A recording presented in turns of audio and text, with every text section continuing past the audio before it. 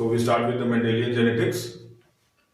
Gregor Johann Mendel started his experiments with the common garden pea, Pisum sativum, in the year 1856. Mendel published his results in the year 1866. He studied the pattern of inheritance and established the principles of transmission genetics. Mendel's experiment involved 7 visual features or unit characters, each having 2 contrasting traits or forms. These 7 characters are seeds either round or wrinkled, seeds either yellow or green, pods full or constricted, pods either yellow or green, flowers violet or white, and stem either axial or terminal, and stem either tall or dwarf. In his initial experiments, Mendel performed monohybrid crosses. A monohybrid cross involves only a single pair of contrasting traits. A monohybrid cross reveals how a trait is transmitted from one generation to another. If we take the example of height as the contrasting trait, when Mendel crossed a tall plant with a dwarf plant, F1 generation was achieved, where all the plants were tall and the dwarf character disappeared. When this F1 generation is selfed, that is, F1 tall is crossed with F1 tall, F2 generation is achieved, and the following observations are made. In F2 generation or the second generation, the total plants achieved by Mendel experiment were 1064, out of which 784 were tall and 277 were dwarf plants. Thus Mendel noted that the dwarf trait that disappeared in first generation reappeared in the second generation or the F2 generation.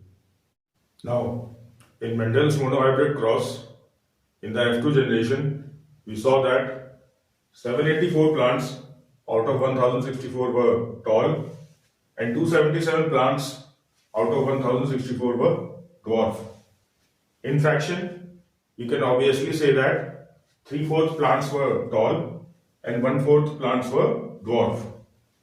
If we express this in ratio, we can say tall is to dwarf is equal to 3:1. This ratio is also known as the monohybrid ratio. An important point to be noted here is that the above results are found to be always the same, no matter which of the contrasting pair is used while doing the monohybrid cross. That is, whether we use the color of the flower or shape of the seed, the ratio in the F2 generation was always found to be 3:1. The second point to be noted here is that the pattern of inheritance of both F1 and F2 generation will not change whichever parent is used as the source of pollen or the source of ovum. Whether we use a tall plant as a source of pollen or ovum, or we use a dwarf plant as a source of pollen or ovum, it will not matter, and the pattern of inheritance of both F1 and F2 generation would still found to be the same. Before moving further, let's see certain terms that you may come across in this topic. Now, breed true. Unless a pea plant is cross-pollinated with another pea plant, it will undergo self-fertilization or breed true and produce their own respective traits generation after generation. In reciprocal crosses, whether a pollen from tall plant is pollinating a dwarf plant or a pollen from dwarf plant pollinates a tall plant, it will not affect the result, and reciprocal crosses give the same result in Mendel's monohybrid cross. Thus, the Mendel's monohybrid crosses are not sex dependent. Further, Mendel proposed the existence of what he called as unit factors for every trait.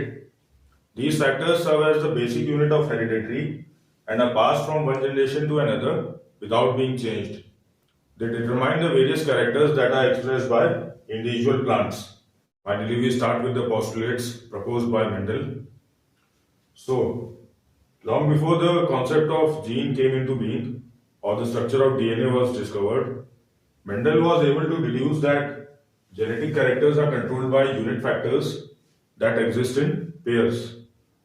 Secondly, when two dissimilar unit factors responsible for single same character are present together, one of them is dominant and the other is said to be recessive.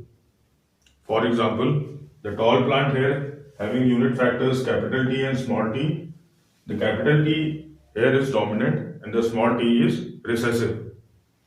And lastly, during gamete formation, these paired unit factors separate or segregate randomly so that each of the gamete form receive one of the factors with equal probability.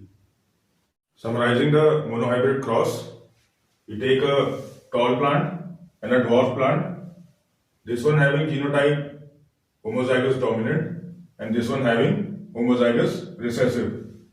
Gamete formation takes place and after fertilization we have the F1 generation having a heterozygous genotype where all the plants are tall. Next, this F1 generation is selfed. Following types of gametes are formed and after fertilization F2 generation is achieved having the following combination of genotypes. In F2 generation we have a homozygous dominant genotype showing tall phenotype. Then we have heterozygous genotype also showing tall phenotype. And lastly we have a homozygous recessive genotype showing dwarf phenotype. Out of 4, we have 3 categories which show tall phenotype and 1 category which shows dwarf phenotype, and thus the 3:1 ratio.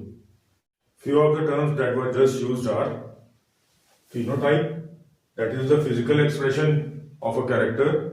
This can be height of the plant or the color of the flower or shape of a seed. Genotype is the genetic makeup of an individual. This can be homozygous dominant or heterozygous or homozygous recessive. A genotype is said to be homozygous when the alleles or unit factors are identical. For example, homozygous dominant or homozygous recessive.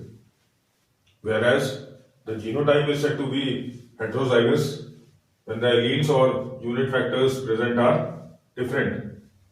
Lastly, alleles are the different forms of the same gene. Lastly, we will see Punnet square devised by Reginald C. Punnet.